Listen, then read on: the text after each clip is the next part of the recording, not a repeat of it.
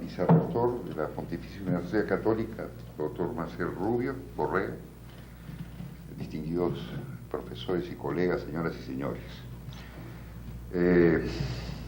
Estoy haciendo uso de la palabra y voy a ser muy breve, debido a que el decano de la Facultad de Derecho, doctor Lorenzo Solés y Bárcena, y el doctor Fernando de Traseñís, presidente del Fondo Editorial, se han visto imposibilitados de concurrir a este evento. Y lo hago, no tengo más título que el honor de haber sido decano de la facultad y de ser uno de sus profesores principales más antiguos, el más antiguo después de Jorge Avendaño Valdés. Quiero empezar esta breve exposición deplorando, no solamente en nombre propio, sino me voy a atribuir, señor rector, con su venia, en nombre de la universidad, nuestra alma mater, deplorar profundamente los acontecimientos que hoy afectan a nuestra patria, deplorar la situación que se encuentran los rehenes y sus familiares, y todo ello es consecuencia de que se haya generado todo un clima anormal en el Perú, singularmente aquí en Lima, y un clima anormal a nivel internacional. Clima que se traduce, por supuesto, con la muy distinguida pero escasa concurrencia que nos acompaña esta noche, pero son hechos perfectamente comprensibles, y además nos prestigia la presencia de todos ustedes, de tal manera que este acto académico tendrá el relieve que le corresponde. Luego quisiera expresarles que también es un honor para la Universidad Católica el poder haber reiniciado el doctorado en Derecho dentro de los muy singulares niveles académicos que están teniendo estos estudios. Cuando la Universidad Católica se empeña en unas tareas de esta naturaleza, lo hace a la perfección o casi a la perfección. Los requisitos que se han impuesto para el doctorado en Derecho son requisitos muy exigentes, de muy alta exigencia académica, y está muy bien que así lo sea, porque tenemos que dar el ejemplo a las demás universidades del país de cómo se debe seguir un doctorado en Derecho, de lo que significa un doctorado en Derecho y de lo que es ser doctor en Derecho. Y esto se ha reiniciado en la universidad después de casi 20 años. Me parece que el último graduado en Derecho fue en el año 1979. Los trabajos que se están presentando son sumamente rigurosos. Estos trabajos que se presentan el día de hoy son fruto de un curso que se está siguiendo para el doctorado en Derecho, de un curso dictado por el profesor Fernando de Traseñís, pero a manera de seminario, desde luego, o sea, no con clases magistrales, denominados retos al derecho planteados por el avance de la ciencia. Y son de tal calidad los trabajos que han presentado los alumnos del doctorado de Derecho que el Fondo Editorial ha decidido con todo acierto el formar una nueva colección denominada Biblioteca de Derecho Contemporáneo, así como en su oportunidad, hace algunos años, me parece que algo más de 10 años, se inició la colección para leer el Código Civil con comentarios respecto al derecho civil. Se presentan hoy día 5 libros. Uno de ellos, escrito por el señor René Ortiz Caballero, denominado El Derecho en la Sociedad Postmoderna. Otro por nuestro vicerrector, distinguido jurista, el señor Marcel Rubio Correa, denominada Reproducción Humana Asistida y Derecho, la regla del amor en probeta de laboratorio. Un tercer libro es el que corresponde al doctor Mario Castillo Freire, con quien, además de unirme una entrañable amistad, tengo el honor de estar escribiendo con él un tratado de obligaciones. Sin embargo, Mario se da tiempo para escribir otras cosas más. Entre ellas, las doctrinas tradicionales frente a la contratación computarizada, que es el libro que esta noche va a presentar Mario. Luego, el cuarto volumen corresponde a Elvira Méndez Chan. Elvira se ha ido, entiendo, a seguir unos cursos en Roma que están vinculados al doctorado en Derecho que está siguiendo. Es una muy distinguida jurista, y el título del libro que presenta Elvira es El principio precautorio y su aplicación a los ensayos nucleares subterráneos franceses en el Pacífico Sur. Y el quinto volumen lo presenta el señor Gorky González Mantilla, a quien ha denominado la consideración jurídica del embrión in vitro, a quien debo una felicitación especial, al margen de felicitar muy especialmente a todos los autores, porque el señor Gorky González es el editor responsable de estas obras que esta noche se presentan y que están muy pulcramente editadas, de tal manera que más afectuosas felicitaciones. Estoy muy orgulloso de estar presente en este acto, porque yo vivo orgulloso de mi universidad, que es mi alma mater, donde estudié y donde he cumplido, donde acabo de cumplir 40 años de profesor universitario. De tal manera que muchísimas gracias por su presencia, y les reitero mis felicitaciones a usted, señor vicerrector, a los demás autores de estas importantes obras, por el esfuerzo que ello ha significado. Y bueno, este es un paso más hacia el doctorado, que culminará con la correspondiente tesis que oportunamente presentarán. Muchas gracias.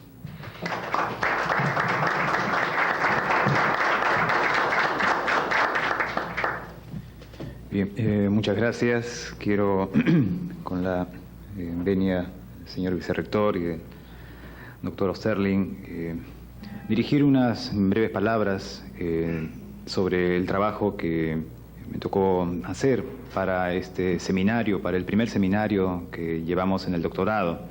En efecto, el programa del doctorado en Derecho se reabre después de muchos años, como refería el doctor Osterling, y ha tenido una, llamémosle, feliz coincidencia en el sentido de haber agrupado a distintas generaciones, y en ese sentido la experiencia y el compartir pues se torna francamente enriquecedor, ¿no? Marcial Rubio fue mi profesor en el pregrado. Yo tuve la suerte de ser profesor de Gorky González en el magíster, y creo que hay algunos alumnos míos del pregrado también. Entonces, habemos 3 generaciones, ¿no? Mario Castillo ha sido mi alumno en el pregrado. Entonces, habemos 3 generaciones en el programa del doctorado, y entonces el diálogo de estos 2 seminarios, porque hay que mencionar a los 2 seminarios que ya hemos cursado, han sido francamente enriquecedores por las materias seleccionadas, y creo que es una experiencia que debe ser difundida, y en ese sentido hay que expresar de antemano la gratitud a la Facultad de Derecho por esta oportunidad de compartir con ustedes estas materias. Gratitud también al Fondo Editorial, porque hace patente, gracias al esfuerzo editorial, el trabajo que, siendo un trabajo estudiantil, pues podría haber quedado, como muchos otros trabajos, simplemente en el texto inédito. Y hay que decir que a veces hay muchos trabajos del magíster y del pregrado que también deberían tener esta presentación y esta apariencia. El derecho en la sociedad posmoderna es el primer volumen de la colección, porque es el más amplio, es el más genérico de los textos que se publican y de las monografías en general. Como refería el doctor Sterling, el tema del primer seminario era los retos del derecho ante el avance de la ciencia, y cada uno de los alumnos escogíamos temas del derecho que tuvieran que sufrir, entre comillas, este impacto que produce, por ejemplo, la tecnología. En mi caso, debido a mi dedicación particular a la filosofía del derecho, quise seguir de alguna manera las enseñanzas de quien ha sido nuestro profesor de filosofía del derecho, Fernando de Traseñí, y tratar de prolongar, digo, el esquema que él nos transmitía y nos transmite clase a clase. Es el siguiente, ¿no? Se presenta un esquema de sociedad, se presenta un modelo de sociedad, y a ese modelo de sociedad que los alumnos recordamos es la sociedad moderna, le corresponde un modelo de derecho, pues el derecho moderno. Las circunstancias cambian, el tiempo pasa, y entonces nos encontramos en la hora presente con un modelo de sociedad que de repente ya no es el que conocíamos, que presenta nuevas facetas, nueva fisonomía.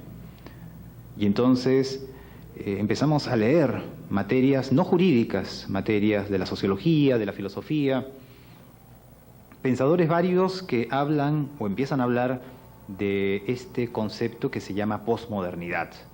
Y empiezan a hablar de la sociedad posmoderna, también llamada sociedad postindustrial, sociedad del conocimiento, sociedad informatizada.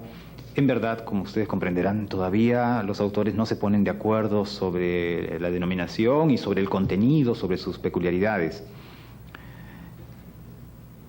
Pero si recordamos el esquema fundamental del curso de Filosofía del Derecho, se supone que a un nuevo modelo de sociedad le debe corresponder entonces un nuevo modelo de derecho. Y entonces, el derecho en la sociedad posmoderna pretende ser ese esfuerzo inicial por elucidar, por saber qué está sucediendo con el derecho en este nuevo esquema social. Y ya hay algunas iniciativas, y ya hay algunas manifestaciones que hemos procurado registrar. El trabajo, la monografía, en consecuencia, parte pues de un marco teórico sobre la sociedad y el derecho moderno, es decir, sobre lo que conocíamos normalmente. Avanza en un segundo capítulo hacia la sociedad posmoderna, describe distintos aspectos propios de la sociedad posmoderna y yo diría, para no sobreextenderme, el tema clave es el de la tecnología, el del impacto tecnológico en el medio social. Es decir, no hay que pensar únicamente que el impacto tecnológico significan computadoras o significan telecomunicaciones, sino que hay que pensar que esas telecomunicaciones y esas computadoras están modificando los hábitos, está modificando la conducta social, está modificando el entorno político, está modificando incluso la psicología de las personas y en consecuencia, en resumen, está modificando la sociedad. El derecho reacciona ante este cambio, el derecho está cambiando en alguna medida. El tercer capítulo trata de responder esa pregunta. Y entonces nos encontramos con algunas manifestaciones que las conocemos, que las tenemos a nuestro alrededor, pero que de repente no terminamos de verlas en su conjunto. No voy a referirme a los temas de mis compañeros, pero los propios temas de mis compañeros son una prueba, son una manifestación de estas nuevas circunstancias que en el campo del derecho nos atañen. Yo quisiera agregar simplemente a los temas de las obras que nos acompañan el caso de los medios alternativos de resolución de conflictos y los temas estos novedosos como los del medio ambiente, ¿no? Pero, insisto, los temas clásicos, los temas antiguos están pues readquiriendo una fisonomía y prueba de ello, por ejemplo, que forman parte de esta colección. En fin, creo que con esta descripción pueden tener ustedes una idea de lo que se ha pretendido hacer y obviamente quedo a juicio de su crítica. Muchas gracias.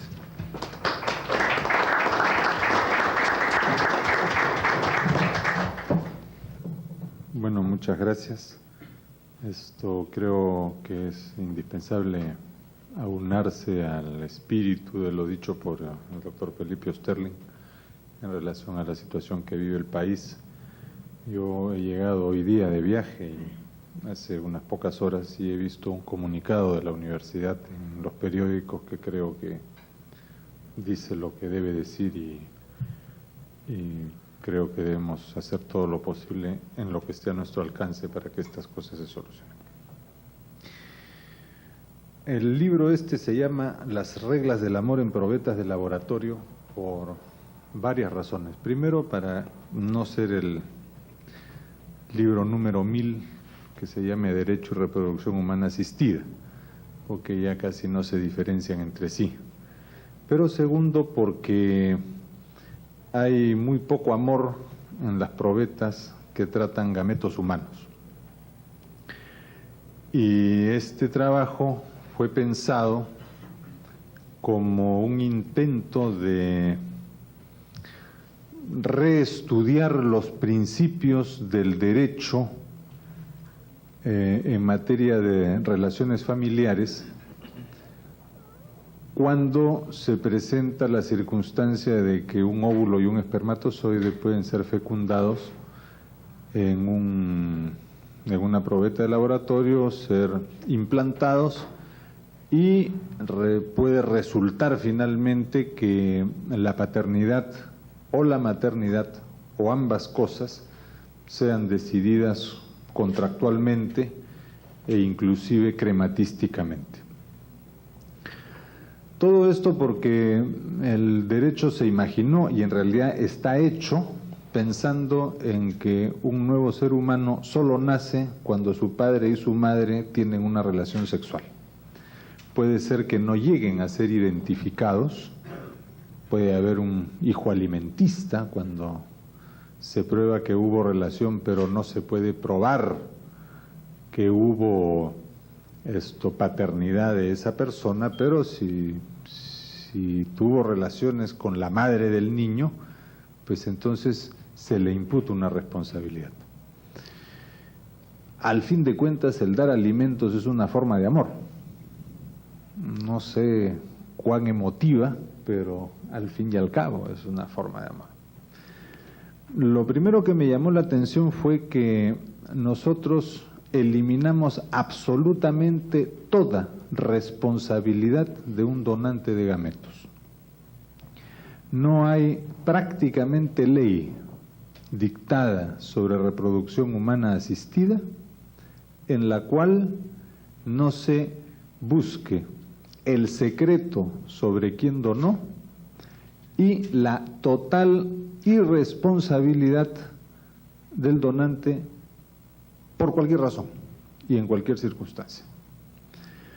Parece que si nosotros cometemos daños menores o si generamos situaciones o relaciones jurídicas determinadas en la vida cotidiana, debemos ser responsables de ello, ¿no? Al ejercicio de la libertad corresponde el cumplimiento de la responsabilidad. Es una cosa que yo estudié con Felipe Osterling en el curso de obligaciones y que creo que de aquí después yo fui el que enseñé a los otros tres, de tal manera que las gradas suben y bajan en varios niveles, y esto es una cosa que toda la vida hemos aceptado. Y sin embargo, en el asunto tal vez más trascendental de relaciones humanas, que es la generación de la especie, no aceptamos ningún grado de responsabilidad y establecemos la total irresponsabilidad. Podría suceder, por ejemplo, que un niño nacido que después no quiere ser aceptado por nadie que entró en un contrato para generarlo, viva en la miseria y no sea protegido por su padre genético o por su madre genética, inclusive por la madre que lo alumbró, si es que le implantaron el óvulo a ella. De tal manera que esto a mí me llamó la atención y creo que lo que había que hacer era rescatar los principios que dicen que aún en la inseminación artificial, en sus variadas formas, debe haber reglas del amor. Por eso el libro tiene un título tan raro que se llama Las reglas del amor en probetas de laboratorio. He querido en el libro pensar que estos fenómenos no deberían darse, salvo en situaciones extraordinarias y debidamente protegidas. Muchas de las leyes que regulan la fertilización humana asistida establecen ciertos requisitos de base ética, solo para determinadas circunstancias, no todas, pero la inmensa mayoría, establecen que la reproducción humana asistida debe ser hecha solo en ciertas circunstancias y dentro de ciertas relaciones. Pero pueden suceder en cualquier relación. Acaban de exterminarse miles de embriones humanos en Inglaterra que habían pasado la época de la tolerancia. Esto ha sucedido hace 2 meses, 3 meses me parece. De tal manera que esto puede suceder de muy diversas maneras. Y entonces nos pusimos a pensar cuáles deberían ser las reglas del amor que deberían solucionar estos problemas. Bueno, ahí está el libro. No podríamos ni siquiera tratar de resumirlo. Hay un cuadro aquí, hecho en algunos de velos de computadora, y anuncia 461 posibles combinaciones de relaciones humanas en torno a una reproducción humana asistida. Y entonces hemos tratado de deducir ciertas reglas generales que están en la última parte del libro que permitan dar amor a estas reglas, a estas situaciones. Lo más típico de ello, primero, no solamente mirar los derechos de ese padre y esa madre o de ese donante o de esa donante, sino también y fundamentalmente mirar los derechos de quien es engendrado, cosa a la cual generalmente la literatura especializada presta poca atención. Segundo, si es posible darle al niño un padre y una madre, es mejor que darle solo un padre o solo una madre. Y darle uno es mejor que no darle ninguno. Tercero, no hay el derecho de tener embriones congelados esperando la destrucción al plazo de 5 años, que hoy día se establece como regla casi general, aunque de esto tratará pues Gorky con mucho más detalle. Nosotros creemos que una vida que ha comenzado, que se ha partido en dos, saben que cuando se juntan hay una partición celular y una multiplicación de células, y hay pues un número que se ha llegado a estimar, en fin, en el cual ya no puedes proseguir esto sin anidar el huevo en el útero humano. Pero aún en la primera división celular ya hay un proceso ahí totalmente independiente. Hay un autor español que dice una cosa muy linda, dice: cuando un óvulo y un espermatozoide se juntan, están a punto de morir. El espermatozoide en 5 horas y el óvulo en 5 días. Pero se juntan y por ese juntarse hacen una vida que hoy día se estima tiene un promedio de vida de 100 años. Entonces esto refuerza, y creo que no es solo palabras, es un hecho biológico que refuerza la necesidad de considerar que ahí puede haber una vida y que debe ser protegida. De estas reglas, otras cuantas, que creo que todas anidan en lo más rancio del buen entender del derecho de la persona y del derecho de familia. Finalmente, otra cosa que quise hacer aquí es pensar en cómo se estructuran las relaciones en torno a la reproducción humana asistida, pensando desde el derecho, porque muchos las piensan como abogados desde la medicina. Por ejemplo, dicen: un óvulo de una donante con un espermatozoide de un donante en un vientre alquilado por una persona que después pagará a todos o no pagará y se quedará con la propiedad. Esta es la descripción del fenómeno médico. Pero jurídicamente esta que es teóricamente el problema más complicado puede tener una enorme cantidad de complicaciones. Por ejemplo, puede ser que todos estos sean solteros. Para el derecho esto no significa nada. Pero puede ser que uno o más de estos sea casado. Y entonces allí el haber consultado, el no haber consultado, y si se consultó el decir sí o decir no, abre 3 posibilidades por cada uno de los 4 intervinientes.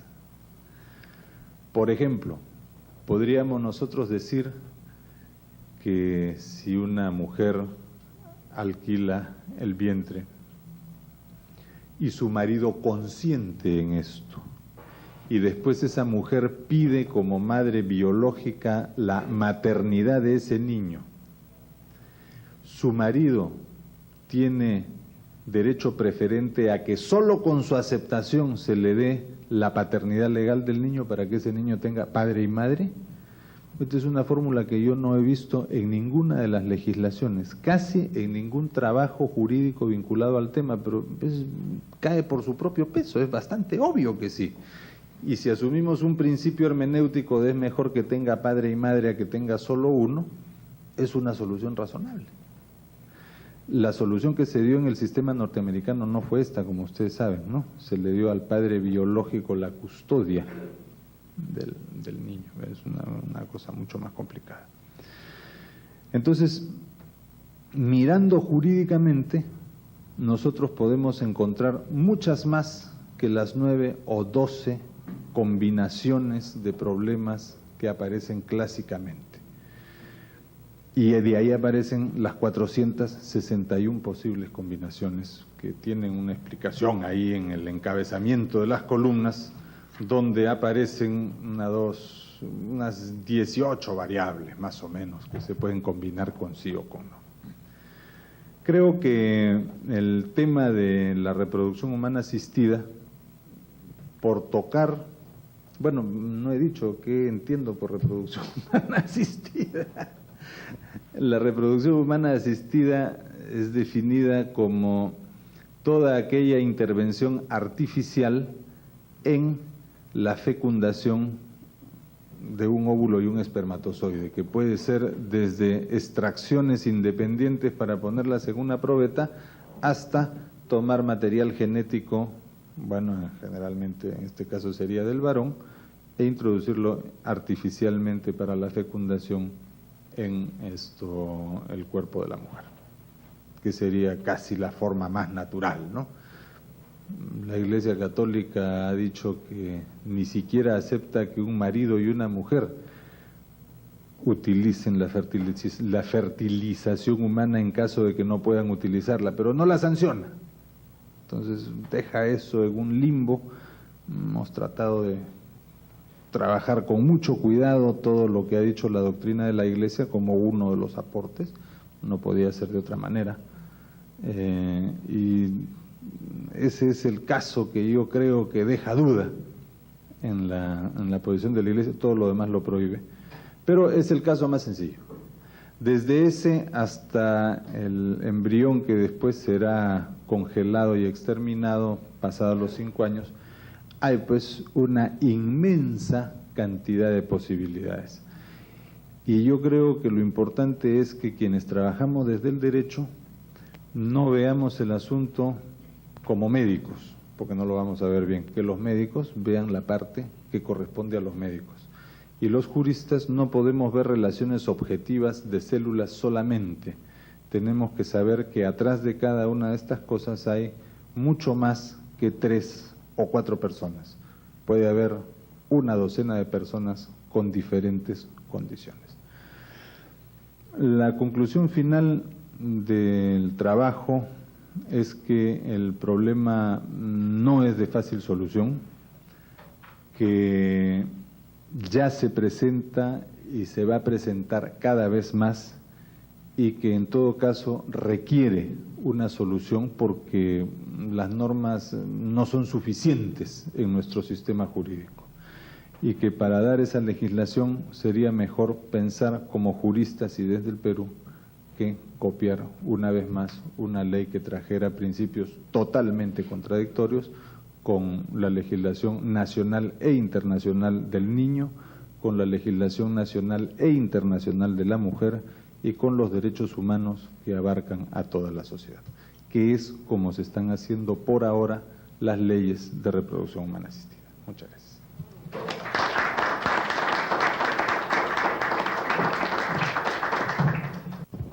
Señor doctor Marcial Rubio Correa, vicerrector administrativo de la Pontificia Universidad Católica del Perú. Señor doctor Felipe Osterling Parodi, ex decano de la Facultad de Derecho y representante del actual decano, doctor Lorenzo Solesi. Distinguidos profesores y amigos. En primer lugar, deseo agradecerles por haber asistido a esta presentación de los 5 primeros volúmenes de la nueva Biblioteca de Derecho Contemporáneo, dirigida por el presidente del Fondo Editorial, doctor Fernando de Traseñí, y cuyo editor responsable es nuestro amigo el doctor Gorky González Mantilla, aquí presente. La aparición de estas obras se realiza en un contexto muy difícil para nuestra sociedad, razón por la cual vuestra presencia resulta muy significativa para nosotros, pues están aquí a pesar de la tristeza que a todos nos causan los hechos que son de público conocimiento. Los trabajos que presentamos en esta oportunidad son fruto de uno de los seminarios del doctorado en Derecho de la Escuela de Graduados, cuya dirección estuvo a cargo del propio doctor de Traseñí. Tal vez la etapa más difícil que tuvimos que afrontar los doctorandos en dicho seminario fue la relativa a la elección de los temas que constituirían objeto de nuestros trabajos del referido curso. En tal sentido, los mismos debían necesariamente plantear problemas relativos al cuestionamiento de conceptos tradicionales de derecho en base a los retos que al mismo plantea el avance de la ciencia en el Perú y el mundo. Confieso que el tema sobre el cual terminé elaborando dicha investigación pasó por la elección de 2 temas anteriores, los mismos que tuve que abandonar por no adecuarse a los requisitos del seminario. En el volumen 3 de la Biblioteca de Derecho Contemporáneo, que hoy se presenta, efectúo un análisis del funcionamiento de las doctrinas tradicionales sobre consentimiento, nulidad, anulabilidad y disentimiento en los contratos celebrados a través de medios informáticos. La razón por la cual decidí trabajar el tema es que el mismo se enmarca dentro de mi especialidad, el derecho civil patrimonial. Esta obra busca confrontar todos aquellos conceptos y teorías que tradicionalmente se han venido manejando acerca de los temas mencionados, a la vez que cuestionar su vigencia en la actualidad. Recordemos, solo para centrarnos en los temas tratados en la investigación de la que soy autor, que las teorías acerca de la nulidad, la anulabilidad, el consentimiento y el disentimiento son de larga data y que todas ellas han llegado a nuestros días luego de un proceso de evolución y maduración de varios cientos de años. Fueron elaboradas cuando las vías o medios que las partes utilizaban para contratar no eran sino la palabra pronunciada en presencia del otro contratante o la correspondencia epistolar. Al ser pensadas estas teorías y las doctrinas tradicionales sobre las mismas, no existían los medios de comunicación que las personas emplean para relacionarse y contratar en el mundo de hoy. Desde el más antiguo, que es el teléfono, el facsímil, el sistema buscapersonas o Viper, y menos aún había la posibilidad, cotidiana en el mundo contemporáneo, de celebrar contratos con la intermediación de computadores programados algorítmicamente para tal efecto, o los contratos celebrados en el supuesto que él o los computadores funcionen con 2 terminales conectados entre sí, ya sea que estemos ante una comunicación recibida por un operador o cuando un operador se comunica con un banco de datos, y mucho menos los contratos celebrados por correo electrónico. Es así que decidimos emprender el camino de confrontar cómo funcionan las teorías y preceptos legales sobre las teorías que rigen la formación del consentimiento, el plazo para aceptar, el inicio de ejecución sin respuesta previa, el silencio circunstanciado, los efectos de la muerte o incapacidad sobreviniente del oferente o del destinatario de la oferta, la excepción a la obligatoriedad de la oferta, los supuestos de caducidad de la misma y los supuestos de inexistencia de la aceptación. Por otra parte, hemos analizado desde la misma perspectiva la nulidad del acto jurídico derivada de 8 causas distintas: por ausencia de manifestación de voluntad del agente, por incapacidad absoluta, por objeto física o jurídicamente imposible o indeterminable, por fin ilícito, por simulación absoluta, por no revestir la forma prescrita bajo sanción de nulidad, por derivarse del mandato de la ley o por estar comprendida en el artículo 5º del título preliminar del Código Civil. En relación a la anulabilidad del acto jurídico, hemos abordado el tema desde las 4 grandes causales de anulabilidad contempladas por nuestra legislación, vale decir, por incapacidad relativa del agente, por vicio de la voluntad, ya sea error, dolo, intimidación o violencia, por simulación relativa y la derivada del mandato de la ley. Finalmente, hemos analizado el funcionamiento de las doctrinas tradicionales relativas al disentimiento en los contratos celebrados a través de los medios informáticos a que hicimos referencia. A pesar de lo que pensábamos al momento de iniciar esta investigación, con nuestro análisis no se derrumban esas viejas teorías. Estimo que solamente se resquebrajan. Hay principios que en el derecho han permanecido sólidos a lo largo de los años, a pesar de las transformaciones que han sufrido nuestras sociedades.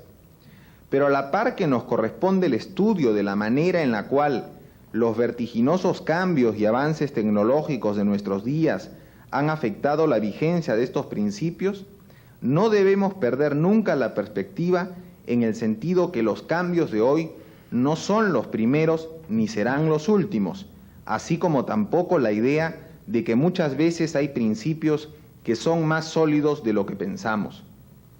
Creemos que estas reflexiones resultan necesarias no solo en cuanto a los temas tratados, sino que sería factible extenderlas a un universo mucho mayor de materias, tanto de derecho civil como de otras disciplinas.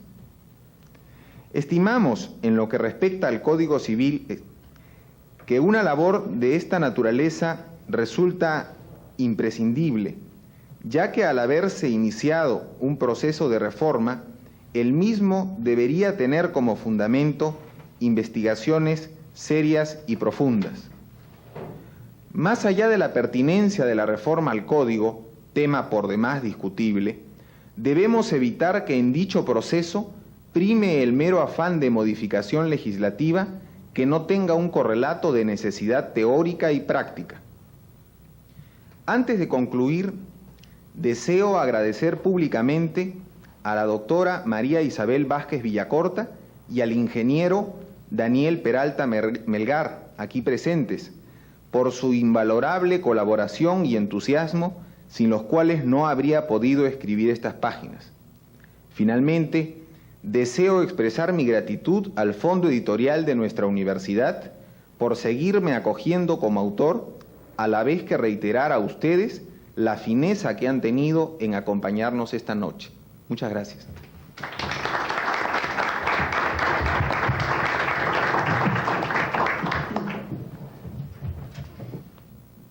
Bien, quiero en principio agradecer muy sinceramente la colaboración que en todo momento hemos tenido para llevar adelante este proyecto editorial, que surge iniciativa precisamente del doctor Fernando de Traseñiz y que cuenta con el respaldo, como decía, permanente del señor Agüero, aquí presente, director ejecutivo del Fondo Editorial, a quien hago público mi agradecimiento. Ya que soy el último, en realidad voy a ser muy breve para no cansar más la noche.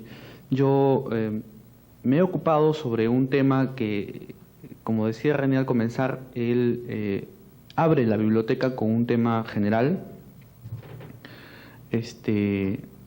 y en lo que se refiere a esta primera entrega de la biblioteca, este 5º volumen se refiere nada menos que a un tema muy específico, un tema muy chiquito, la consideración jurídica del embrión in vitro. Una de las tantas preguntas que pasaron por mi mente al momento de intentar esbozar los planteamientos que podrían servir como esquema o como base de un esquema para el desarrollo de este trabajo, podría enunciarse de la siguiente manera. Es posible, imaginemos, interponer una acción de habeas corpus en favor de un embrión in vitro sobrante para que sea implantado en su madre, en su posible madre. ¿Qué ocurriría si una pareja que conscientemente se someten al procedimiento que involucra todo la intervención previa a la conjunción de los gametos en una probeta de laboratorio, pero resulta que al día siguiente, pues por razones X, la madre decide no implantarse ese óvulo ya fecundado, porque se peleó con el padre o porque el padre no era su esposo y finalmente no, pasó cualquier cosa, y decide no implantarse el embrión. ¿Existe algún mecanismo jurídico, algún instrumento jurídico que nos permita pensar la posibilidad de obligar a esta mujer para que se implante el embrión? ¿Sería posible que en el contexto actual, normal, convencional, en el que nos estamos moviendo ahora, podamos utilizar algún instrumento efectivo para lograr esto? Bueno, yo la verdad no estoy muy seguro de eso y seguramente muchos de ustedes compartirán esta inquietud. Y creo que eso entonces me sirvió como punto de partida para llevar adelante este pequeño trabajo, este opúsculo que tiene básicamente 3 partes. El primero, que tiene que ver precisamente con este tema que está en el fondo del asunto, y es el de la vida, el comienzo de la vida y la fecundación in vitro.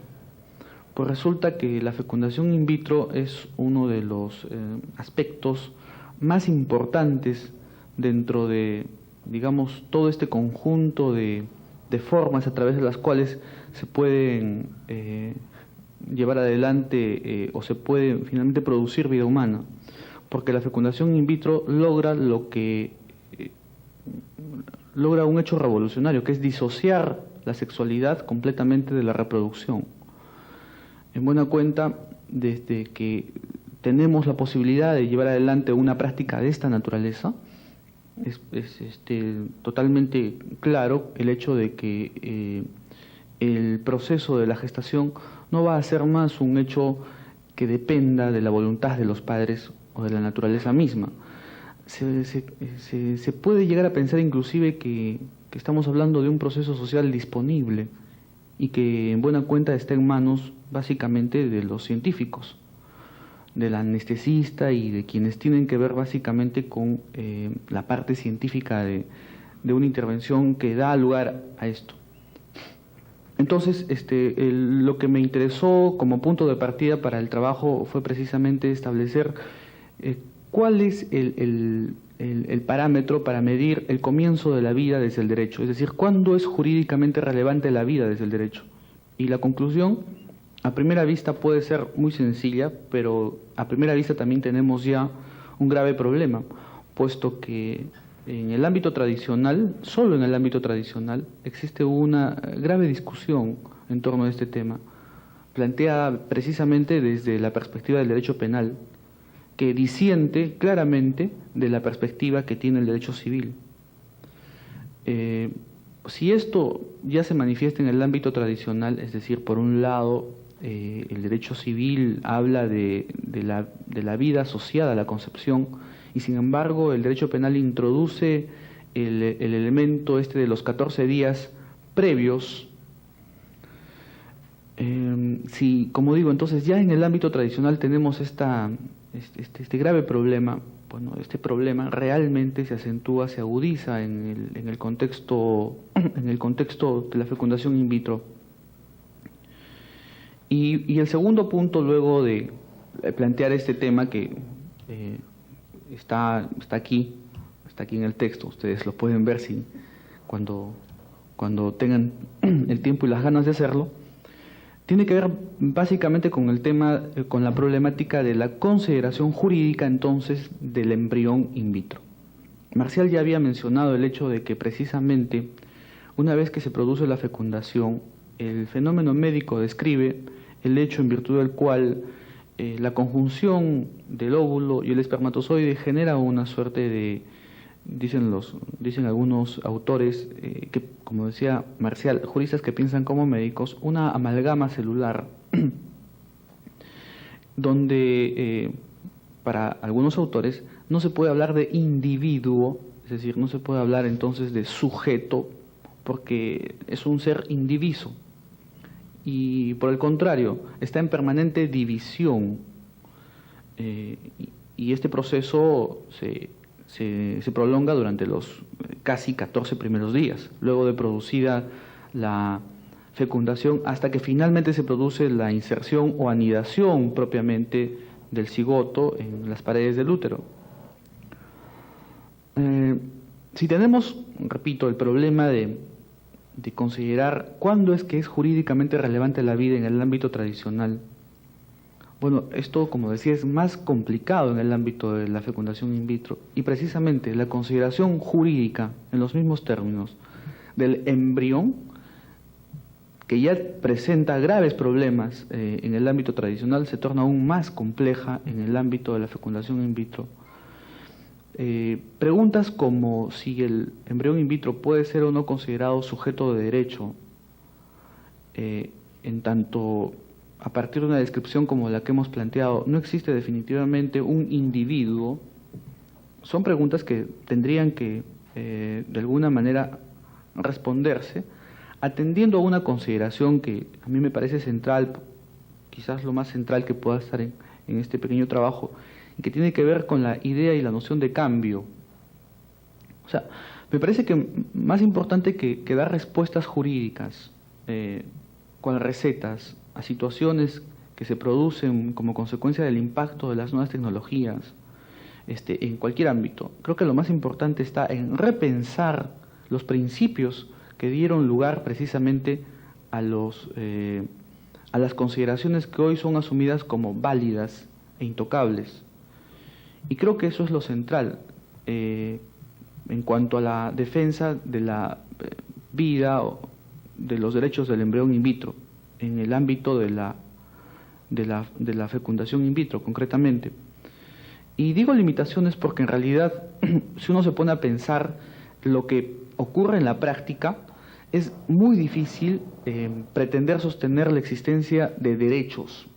Más aún, es imposible plantearse con seriedad la posibilidad de admitir la idea del derecho a la vida del embrión in vitro, sabiendo que la práctica, en los hechos, involucra la necesidad de que existan embriones sobrantes.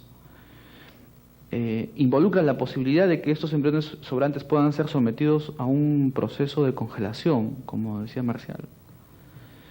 En otras palabras, o más aún, sabiendo que esta práctica involucra la posibilidad de que algunos de estos embriones sobrantes puedan ser utilizados para realizar sobre ellos prácticas o experimentos o investigaciones científicas, no siempre con fines terapéuticos.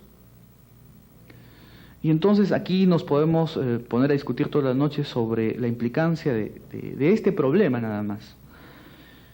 Creo, para concluir, que una legislación sobre esta materia tendría que pensar seriamente en la posibilidad de restringir al máximo este tipo de prácticas, a menos que los instrumentos científicos con los cuales podamos contar estén lo suficientemente apuntalados como para precisamente garantizar mínimamente derechos, dignidad y otros elementos que forman parte finalmente de nuestra propia cultura, y no me refiero solamente a lo jurídico. Y finalmente me parece que sobre la base de esto es que recién estaríamos en disposición de dar respuestas jurídicas concretas a los problemas que se presenten en relación con este tema, pero con el presupuesto anterior, es decir, de que la tecnología sirva eficientemente para cumplir el fin que no es otro que el de la perpetuación de la especie, pero en un contexto de dignidad, en un contexto en el cual prime, como decía, la cultura de la vida. Es todo. Gracias.